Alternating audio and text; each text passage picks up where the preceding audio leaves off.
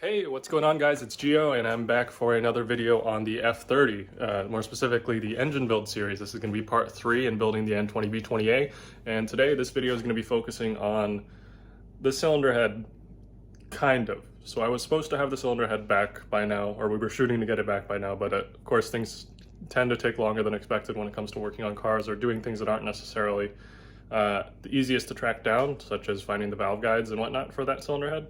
I'll get more into what I was having done at the machine shop in a little bit, but this video I'm going to be going over some of the bits and pieces that I picked up to go into the cylinder head and just game plan as far as what's going to come up in the next couple weeks.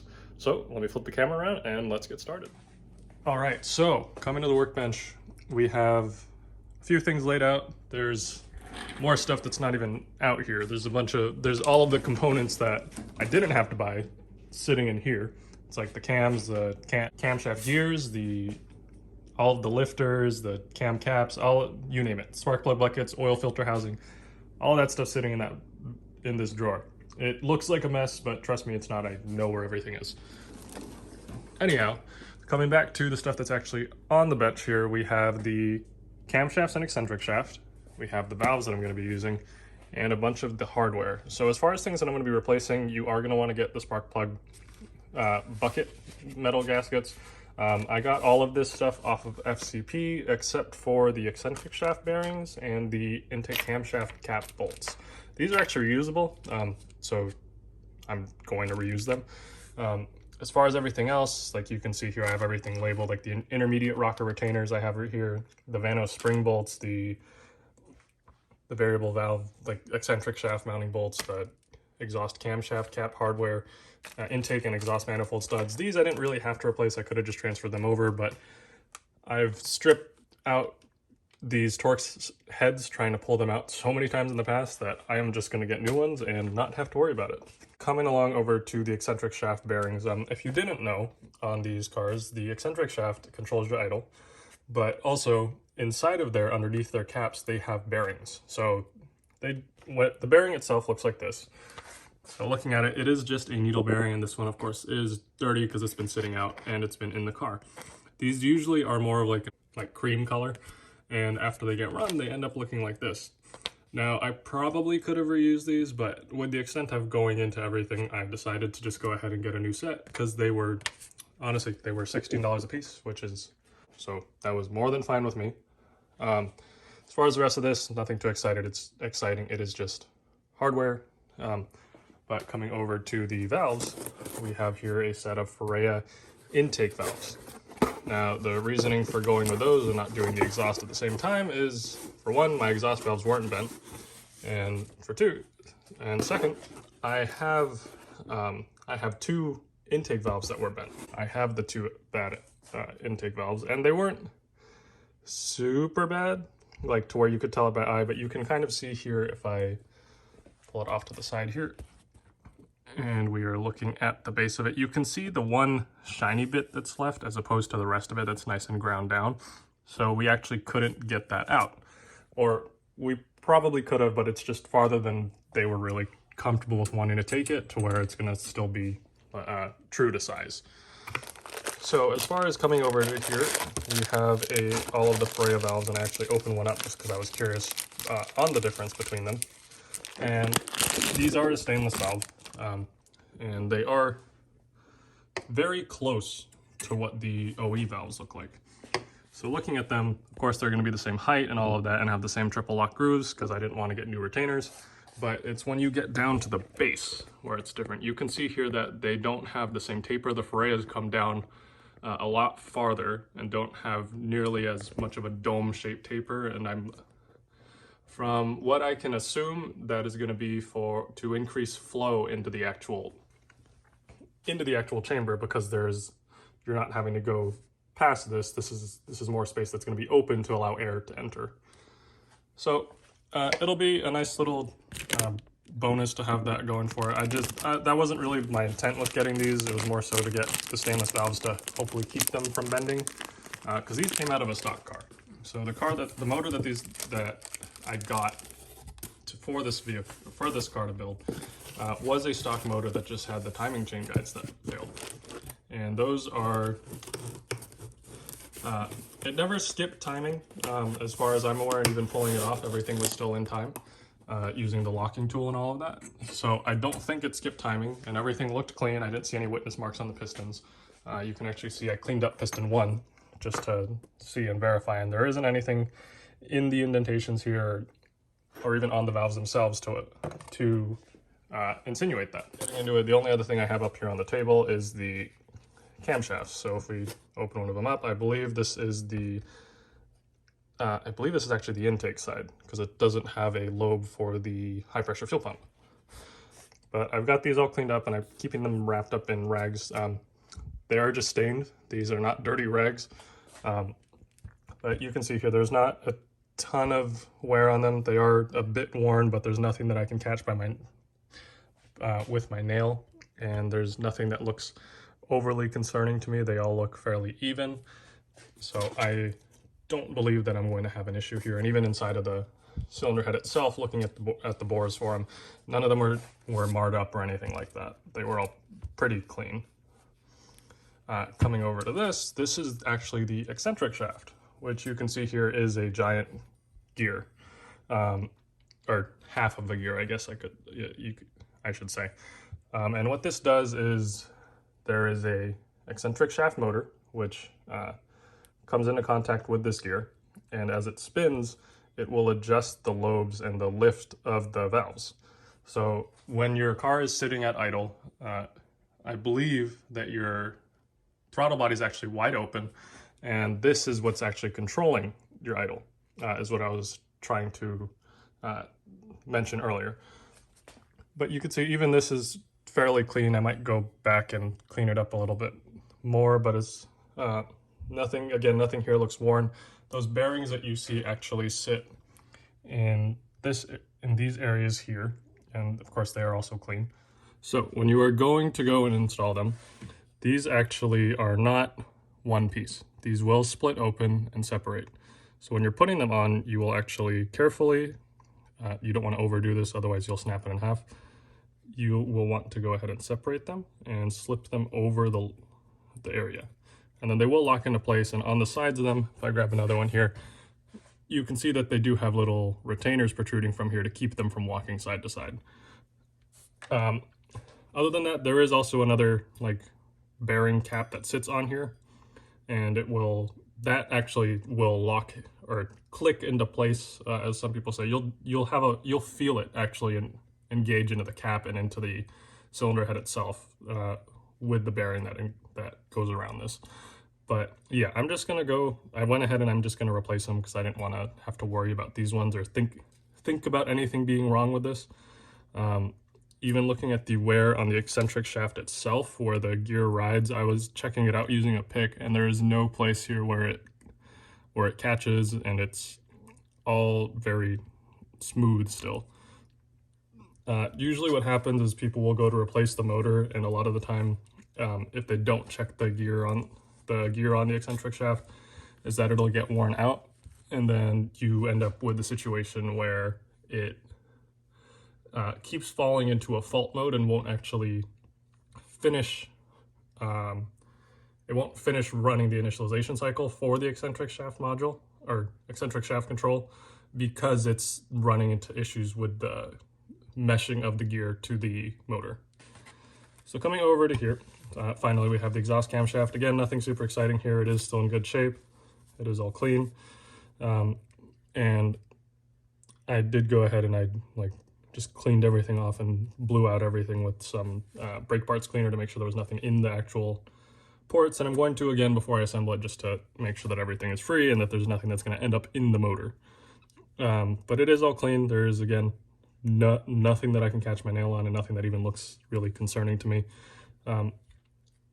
I will say that I am surprised how well this motor was internally, despite the price that I got it for. And I actually got the entire engine after months of hunting around with saved searches and checking out every listing. I got it for $100, which is unheard of really for this motor. I think most of them, for a good used one, is usually in the neighborhood of $2,000. So I really lucked out finding that. It ended up being at a shop that just didn't want the motor because they had no use for it or any purpose. But anyway, let me go ahead and pull out something else that I could show you guys that showed up, which is the cylinder head gasket. So this is what we're going to be using for the cylinder head gasket. It is an SCE, and I'm going to try not to get this wrong, Vulcan cut ring gasket. So these, obviously, compared to a standard head gasket for this car, it is not MLS. It is actually a composite gasket as well as a firing ring. Similar to what you'd find most commonly in diesels. They typically, what a lot of people will do is they'll O-ring the block, is what they call it, as an upgrade for those, where they actually machine in a groove for a ring to sit into. These, on the other hand, just sit on the surface, and they're thin enough to where it's you just clamp the cylinder head down onto it, and it actually cuts into the cylinder head material. Hence the name of Vulcan cut ring. So, talking about it here, it's actually really cool to see it all like just laid out here. I am kind of worried as far as how I'm going to make sure that these stay into place. Talking with Harry over at Navardi Tuned the other night, he gave me the tip of actually using a little bit of Vaseline on the ring and the cylinder to kind of stick them into place so that I don't have to worry about it while I'm lowering the head down on top of it, which I think is a good tip. And I'm sure a lot of people don't do that and they just stick it on and put it down and they don't have any issues, but I want to kind of keep myself from having the potential to make a mistake. So this is what we're going with. I will actually show you guys the head studs that I'm going with, and I'm actually trying something out that probably isn't going to be everybody's first thought when they think of head studs, but what I'm actually going to be using is a set of exotic head studs. I actually just ordered these and they showed up right away. So these are, of course, out of the 4B11, as the wiki from Navardi Tuned, or from Harry, points out, is that these are actually perfect for the N20 motor because they're the right length and all of that, bang on to what the stock ones are, or stock head bolts are, but you do have to time cert the 4 corner holes of the engine block. But coming into here, just because since we're going over all this hardware, it's actually packaged really nicely. So inside of here, there's a sticker, but I threw that on the toolbox. We get the instructions as far as for install, which is actually really nice. Complete with telling you if you are actually using this on the 4B11, it'll show you that you should go ahead and install the washer on like bolts 8 and 10, because you will have clearance issues, which is actually, I find that really like cool that they do go ahead and go into depth and detail and provide this all in here. It's all packaged really well. I did go ahead and open it when it came in today, just to make sure that everything was here and that everything looked right. So you get their assembly lube. I am still going to be using the ARP Ultra Torque Fastener Assembly Lube. Nothing against theirs. I already have this. I'm going to use this, and I'll just save this for something else if I really need to. But we've got the washers, all of the nuts. Actually, the socket for the nuts, which is actually really cool. I didn't think I would actually be getting tools in here. I saw it on the product photos. I didn't really think it was going to come in here, but sure enough, it's all here. We have an Allen key for going ahead and installing them. I believe these are actually a 5mm Allen key. And then we have these studs themselves. So I did go ahead and open both of these packages and go ahead and pull them out individually and just make sure that all of the threads were clean. And they ship them in this oil, I'm assuming to prevent it from corroding. But I am going to probably clean all of that off before I apply some fastener assembly lube to make sure it doesn't throw off any of my torque specs. But yeah, all of these are cut really nicely, and then I ran the nuts all down these two on the top side where they're supposed to mate, and they all thread perfect. And like I can, because there's so much that I can really show you on video. This is probably the most pointless demonstration, but you can see here that it does thread on here cleanly, and I'm not like having to force it on. So it'll go and bottom all the way out and come back off. But even with them like not bottomed out, there is no play in here. So these threads are cut really nicely and clean, which is a relief. And for the price savings that you get compared to ARP, I think this is actually a very well packaged product. As far as how well they're going to hold up, we are going to find out, but this is kind of just all the stuff that I've gotten so far as for the cylinder head and all of that. And I do have a bunch of other bolts for the bottom end assembly, but I'll go ahead and I'll go more into detail with that later. As far as things that I need to order still, that's going to actually be the main bolts or main studs. I am still going back and forth as to whether or not to use that. Talking with Harry, I do agree with him that it is kind of like cheap insurance, but it also isn't particularly necessary. The real like benefit to going with the studs on the bottom end like that is that it's reusable. So if it ever has to come back apart, I'm not going to be buying bolts repeatedly. They're not super expensive to buy. I think the bolts themselves are like $5 or $6 a piece. And if you get them on FCP Euro, you get the added benefit of the lifetime warranty. So you'll just buy another set, send back your old ones, and then get refunded the money that you spent. But you're really just paying for shipping back and forth. But with FCP Euro, you're paying for the shipping to return it. With most stuff on FCP Euro, when I'm buying it, I get it in such a large bulk quantity that I end up getting the free shipping with almost everything coming to me. But yeah, this has been kind of like just a short video going over the cylinder head components that I have here already, and just some of the choices I've made as far as for products. I did really just want to test this out because it was interesting to me because I stumbled across it by accident. But looking at the reviews, a lot of them do come from the diesel community, and they do seem to be a lot more common in that regard. But I could not find many reviews talking negatively on these, and they do have a similar tensile strength rating. I believe it was around 220,000 psi. So on paper, they should perform as well as the ARPs, and they seem to have a pretty decent track record as far as what I can find. It's honestly, I think giving a shot to a company like this just helps kind of get more people to be aware of other particular options, because not everybody wants to spend the prices on that ARP is. Granted, what you're paying for is really the track record and the history that ARP has, but I'm gonna take the chance on these just based off of the research that I've done and see how they work out. But let's go ahead and continue on, and I'll go ahead and go back to like a vlog style format so I can show you or talk to you guys a little bit about what to expect coming up. All right, so hopefully by this point you have an idea as far as like the components I'm going to want to use in the cylinder head and what is going to be going into the top end of the motor. Bottom end, I'm still trying to figure out as far as the bed plate bolts or studs, or main bolts or studs. As far as what things are coming up, we have the engine that I'm planning to pull out of the car at some point in the next couple of weeks so that I can start tearing that down and taking all the accessories off, so I have them all ready to go onto the other motor once that's together. Part of that reasoning is also that I don't want to be rushing to pull a motor out and put one back in a short time frame. I'd rather pull it out now since I have the downtime and go ahead and just put the other motor in when it's ready. That way I'm not rushing myself to get it done. As far as like other things, like when the cylinder head's going to get back, I am not too sure. We are hoping that it's still this week at some point, if not early next week.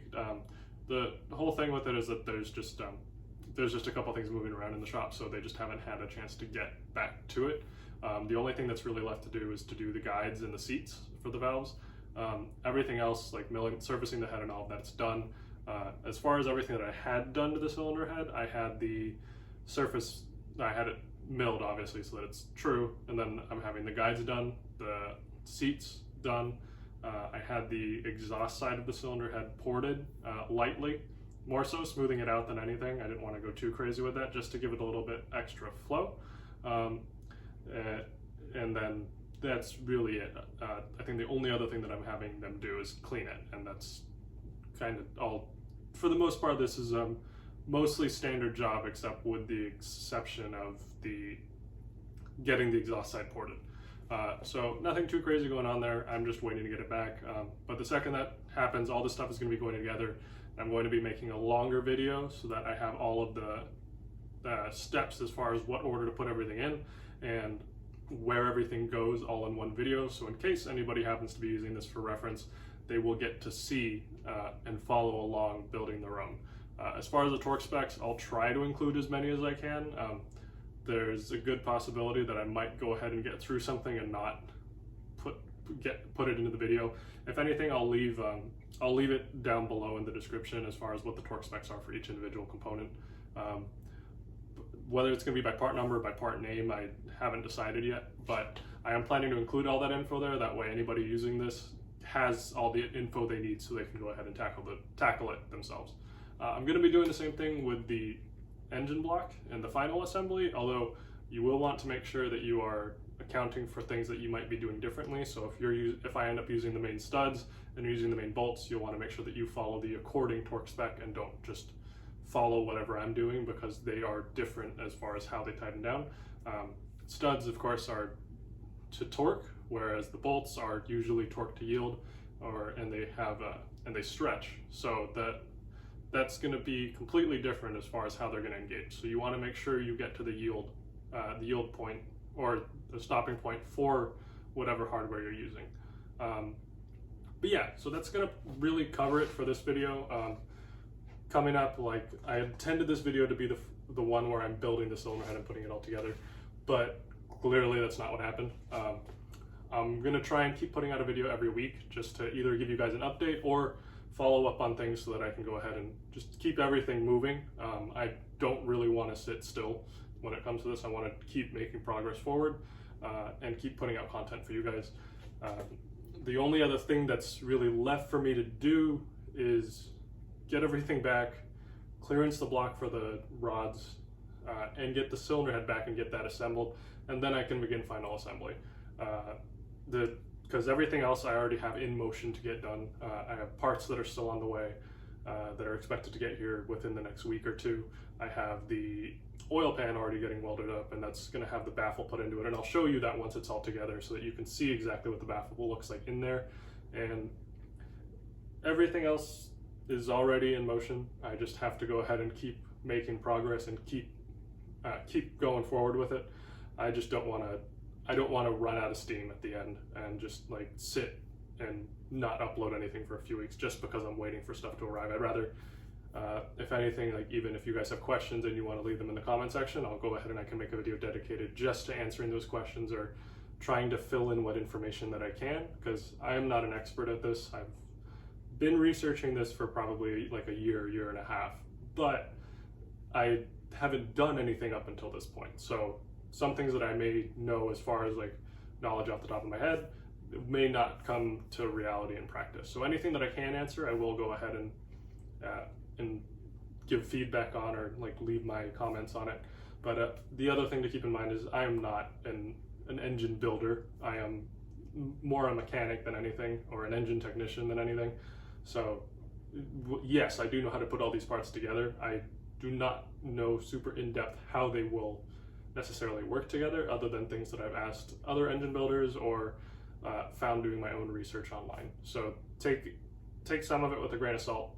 It's not going to be the end all be all as far as the way to do things. Everybody has their way of doing things, and I'm just one more guy adding to it. So yeah, I'm always open to answering questions. If you guys want to reach out to me, you can find me on my Instagram, or if you are in the Navardi Tuned Discord, I am fairly active in there whenever I'm talked to directly, so I usually respond as soon as I see the message. Other than that, those are probably the two best places to get in contact with me outside of through the comment section here. I do make a point to try and answer everything in the comment section as they come in, and yeah, but anyhow, if you guys enjoyed the video, go ahead and leave a like or a dislike if this was terrible and you were expecting to see the cylinder head. It's really up to you. I have no control over you. But yeah, if you guys want to keep seeing more updates on this and want to go ahead and follow along with the progress and see where this goes, go ahead and hit that subscribe button and the notification button. There's no downside to it. It's free, so there's that. Yeah, so if you guys enjoyed this video, go ahead and leave a like or a dislike if it was like horrible and you thought that you were going to get to see the cylinder head all put together. I did too, to be honest, and I wish I got to, but it's just kind of the reality of where I am right now. Things don't always go to plan, just got to keep moving through it.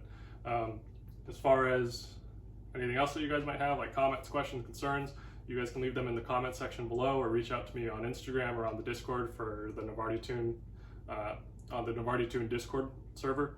I'm usually active on all three of those. Probably the fastest to get a response from me is going to be through here or the wiki, if it's related specifically to the engine.